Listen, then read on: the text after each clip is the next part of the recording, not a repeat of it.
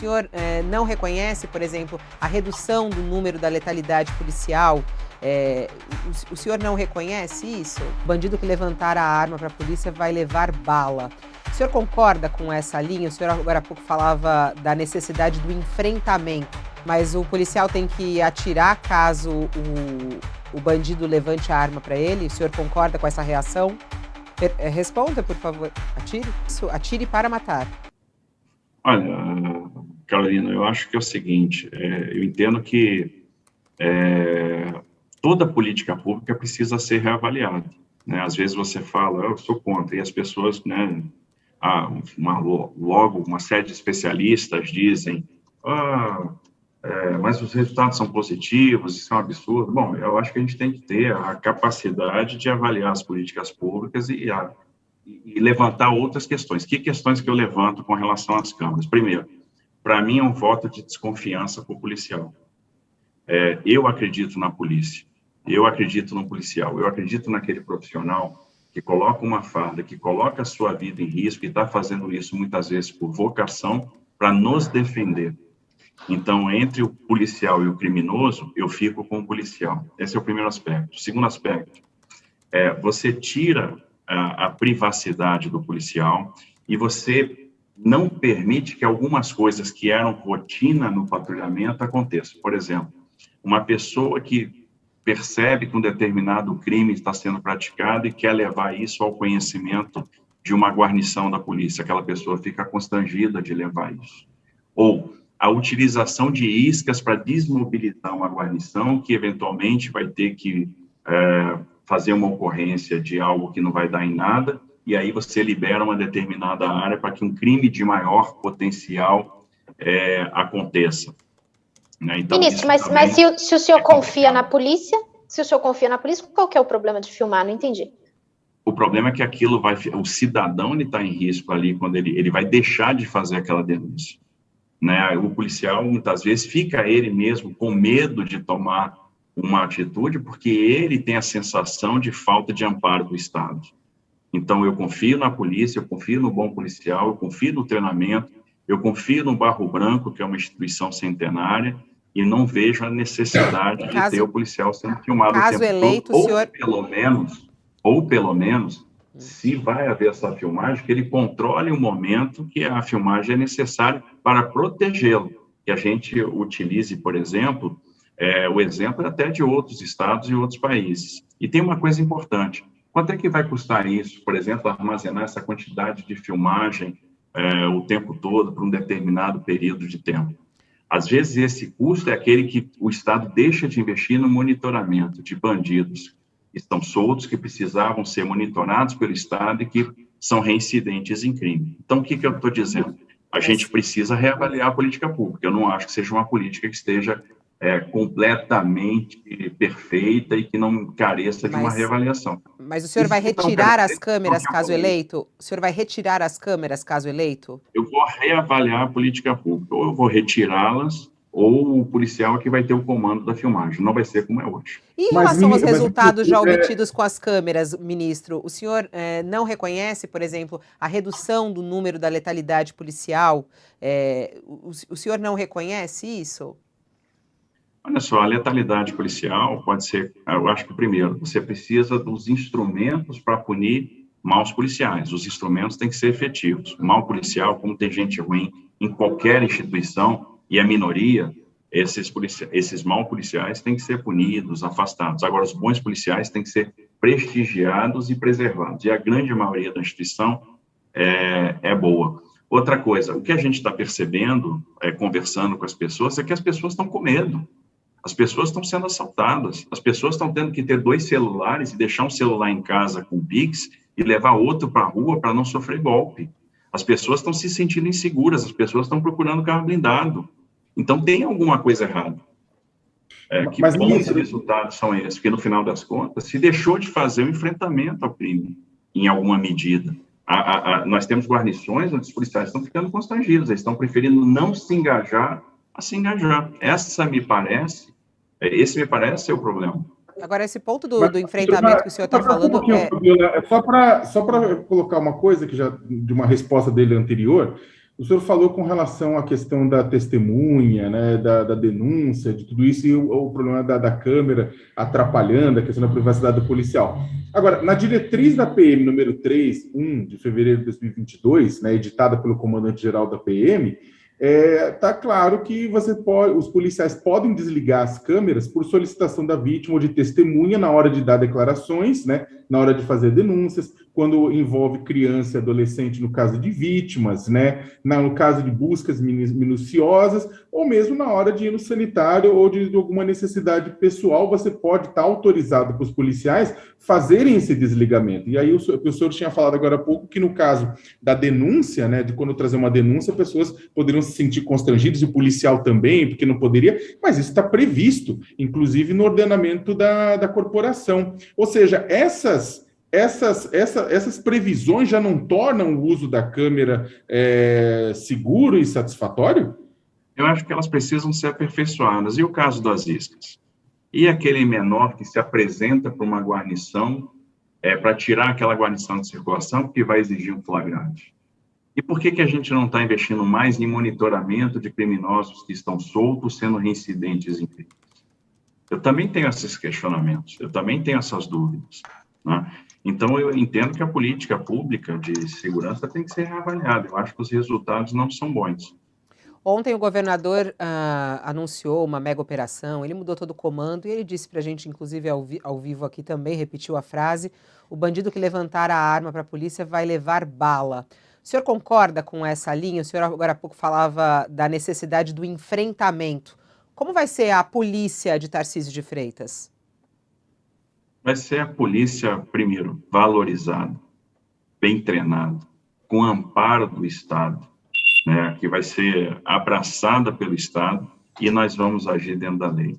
Eu acho que o enfrentamento da questão de segurança pública se faz dentro da lei, dentro das regras, dentro do treinamento. É assim que vai funcionar. Mas o policial tem que atirar caso o bandido levante a arma para ele? O senhor concorda com essa reação? Ora, se o bandido vai apontar uma arma para o policial, a gente espera que ele faça o quê? Atire? Ministro. Responda, por favor. Atire? Atire claro. Para matar, é isso? Atire para matar. Atire para se defender. Pode falar, Carol. É que eu tenho uma questão, só para a gente variar um pouco do tema aqui também, porque a grande questão dessa eleição, ministro, parece que vai ser a questão do emprego, da renda, enfim, questão social, porque a gente vê aí, neste governo Bolsonaro, né, a inflação subindo e a fome apertando. Queria saber o que o senhor vai fazer em relação a isso aqui em São Paulo. Bom, primeiro a gente tem que entender que a inflação é um fenômeno mundial, né? O mundo enfrentou crises muito severas, uma desorganização de cadeias de produção, uma transição hoje de economia marrom para economia verde, e isso tem pressionado preços no mundo todo. Quando você pega a inflação de países da zona do euro, dos Estados Unidos, que estão acontecendo hoje, elas eram inimagináveis em 2019. E aí, eu acho que emprego é a grande política social e vai ser o grande objetivo nosso. E existe oportunidades de fomentar o emprego, fazendo investimento em infraestrutura, concluindo obras que estão inacabadas, aproveitando o potencial do agronegócio. E aí, um parênteses, o agronegócio de São Paulo é muito interessante, é diversificado, é tecnificado, mas nós temos uma grande oportunidade de liderar também este processo de transição energética, por meio do etanol de segunda geração, por meio das células de combustível, por meio do biogás. Só a indústria da cana dá para nós um poder de gerar emprego, de gerar investimento muito grande. A equalização da questão tributária, a redução de alguns tributos, a restituição de créditos CMS, também favorece o investimento, a ampliação de plantas e a geração de empregos. O investimento em inovação favorece a geração de empregos e empregos de alta qualidade, desde que a gente consiga aliar isso a um grande programa educacional, um programa de formação profissional, que esteja muito casado com as necessidades do mercado. E nós temos uma questão que é dramática, que é a questão da habitação. e com muitas oportunidades também de trabalhar corretamente, de fazer a diferença por meio da construção de habitações, tanto habitações de interesse social, usando, por exemplo, e olhando a requalificação do centro de São Paulo, aproveitando vazios demográficos, né? Nós temos espaços para retrofitar imóveis, nós temos condição de usar criatividade, e a habitação também vai ser um promotor da geração de emprego. Ministro, vamos para o nosso pinga-fogo. Social. Vamos para o nosso pinga-fogo. Eu peço que o senhor responda sim ou não, contra e a favor. E a argumentação sobre esses temas que são mais polêmicos vão vir ao longo da sua campanha. Aqui mesmo o senhor já falou de algumas delas. Que eu acabei lembrando o nome de um dos livros bacanas que eu li, que foi A Guerra, a Ascensão do PCC e o Mundo do Crime no Brasil. Ascensão do PCC e o Mundo do Crime no Brasil. O Mundo do Crime no Brasil. Vamos lá. Contra ou a favor da legalização do aborto? Contra. Eu sou cristão. Descriminalização da maconha. Contra ou a favor? Contra ou a favor a descriminalização da maconha? Contra. Vai aumentar a tarifa do transporte público caso eleito? Não, porém vou respeitar os contratos. Concessão de parques públicos à iniciativa privada. Contra ou a favor? Favor. Inspeção veicular em todo o estado de São Paulo. Sim ou não? Contra, impõe custo aos cidadãos desnecessário. Cobrança de mensalidade nas universidades públicas. Contra. Privatização dos presídios. Contra. É a favor das câmeras no uniforme da polícia? Estou contra as câmeras. Contra. Contra ou a favor o porte e posse de armas por cidadãos comuns? Sou a favor, defendo a liberdade. Privatização de estatais? A favor. Privatização das linhas da CPTM e do metrô? A favor, desde que elas representem ganho de tarifa para o cidadão. Para ligar Santos ao Guarujá, uma ponte ou um túnel? Túnel. Operações policiais na Cracolândia, contra ou a favor? Eu defendo, ali é um misto de acolhimento, de desenvolvimento social, a operação policial em si não resolve, mas se for necessário, ela tem que ser feita. Uma qualidade e um defeito seu? Qualidade, eu acho que é a criatividade, e talvez defeito, o excesso de sinceridade muitas vezes. Isso é defeito, ministro? Sinceridade é defeito? Pode ser. Na política, às vezes, é. Às vezes, a sinceridade sai na hora errada. Sincericídio. Quando essa sinceridade vira imprudência, ou vira sincericídio. Para a gente aqui, jornalista é bom. Agora, só mais uma questãozinha. O senhor se considera liberal, conservador? Como é que o senhor se considera no espectro? Assim? Eu sou um conservador nos costumes, um liberal na economia. Eu acho que eu confio muito na livre iniciativa e na iniciativa privada como força viva do desenvolvimento, como promotora do desenvolvimento, construtora de pontes para oportunidades. Ministro, o apresentador da Atena, né, que está pré-candidato ao Senado, já elogiou o senhor mais de uma vez, né? Agora, ele ficou muito desconfortável com as vaias que recebeu ao seu lado, né, num evento em São José do Rio Preto, vaias do bolsonarismo, na verdade, né? Havia muitos bolsonaristas vaiando, né, da Atena naquele evento, né? E depois disso ele acabou recebendo muitos ataques nas redes sociais, né? E aí eu queria saber como é que o senhor vê esse episódio. O senhor repudia a ação dos bolsonaristas contra o da Atena? O que eu vejo? Primeiro, eu estava presente no evento, né? Foi um encontro regional dos republicanos em Rio Preto, foi um evento muito bom, tinha muita gente e as vaias foram muito limitadas, era meia dúzia de pessoas vaiando, a maioria das pessoas aplaudiam. Entendo que o da Atena é um grande comunicador, há muito tempo lida com questões que são importantes para as pessoas, sobretudo mais humildes. Ele entra na casa das pessoas todas as manhãs, todas as tardes, entendendo as mazelas, recebendo queixas, sabendo onde o carro aperta. Isso dá ferramentas para que ele possa se tornar um grande parlamentar. Então, eu confio nisso. Às vezes, as pessoas são julgadas por uma declaração ou outra, ninguém vai ser feliz em todas as declarações, principalmente quem está muito exposto, né, quem fala. Mas o senhor, nesse episódio, desculpe interrompê-lo, mas nesse episódio exatamente, o senhor acha que ele foi mal julgado por uma declaração? O senhor repudia a ação da militância bolsonarista contra o Datena? Exatamente, acho que era esse o cerne da minha pergunta. O senhor acha que a militância bolsonarista errou? Eu acho que é uma questão de esclarecimento, de construção também de entendimento.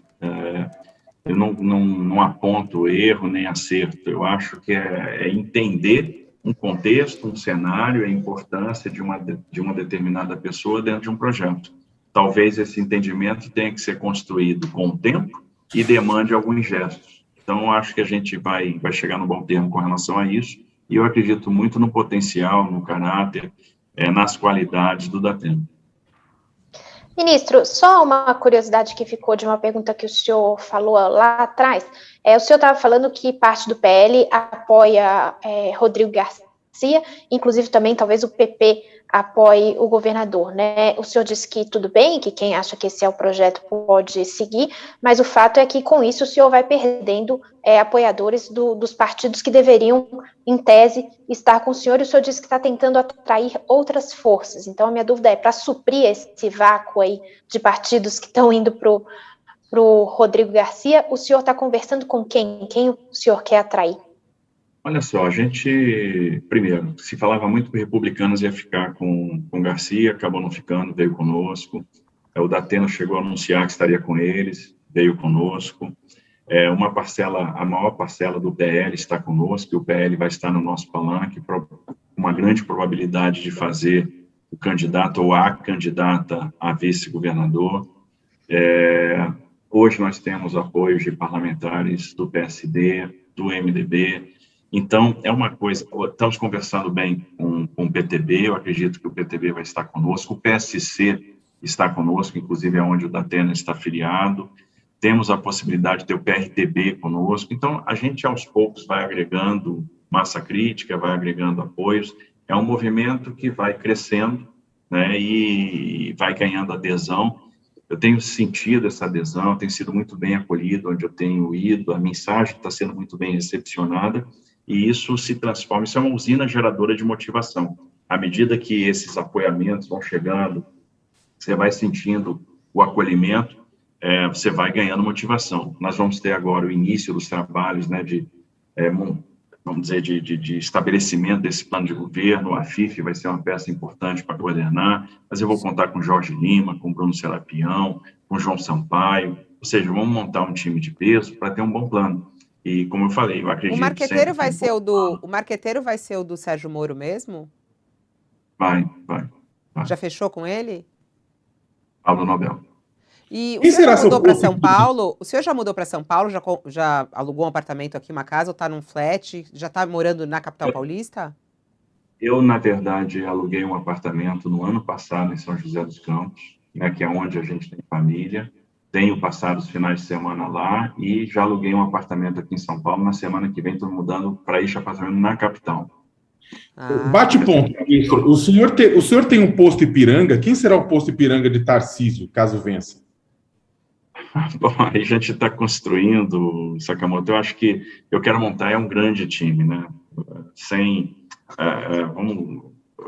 Estão procurando aí, por exemplo, economistas jovens que me ajudem a ter uma visão criativa das questões econômicas e ajudem realmente a promoção do emprego, porque a promoção do emprego, um impulso ao setor produtivo para que ele seja realmente, para que a gente possa aproveitar as oportunidades para que a gente está vivendo hoje.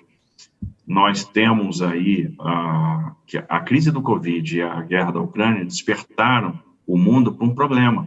E o mundo no futuro vai ser dividido em dois blocos, né, os países democráticos e os outros.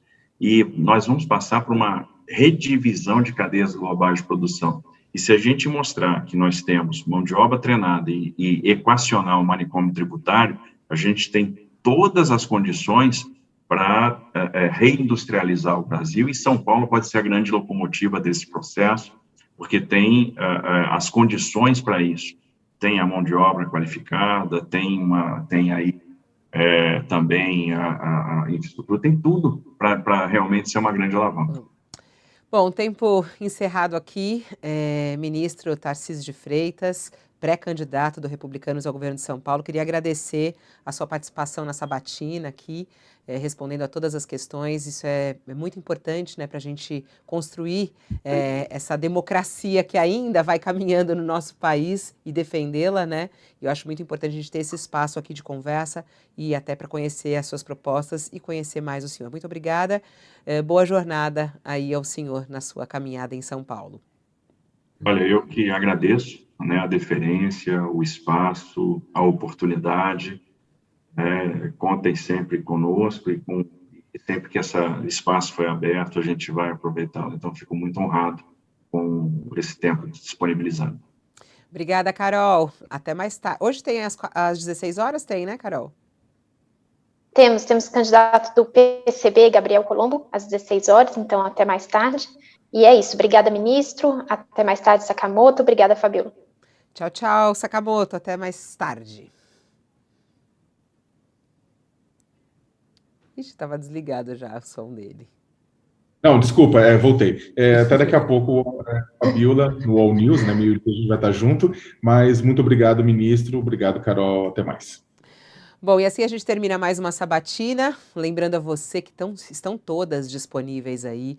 Eu acho muito interessante, enquanto a gente está fazendo aqui a sabatina, vão chegando mensagens. Ah, esse é o meu candidato. Não, esse eu não vou votar e por aí vai. Eu acho que o objetivo é justamente esse, a gente conhecer um pouco mais quem quer estar no comando do Estado de São Paulo pelos próximos 4 anos. Está disponível aí para você as sabatinas na íntegra, todas elas feitas aqui pelo UOL e pela Folha de São Paulo. Voltamos então logo mais, às 16 horas, com mais uma entrevista ao vivo para você. Obrigada pela sua companhia e uma ótima quinta-feira. UOL.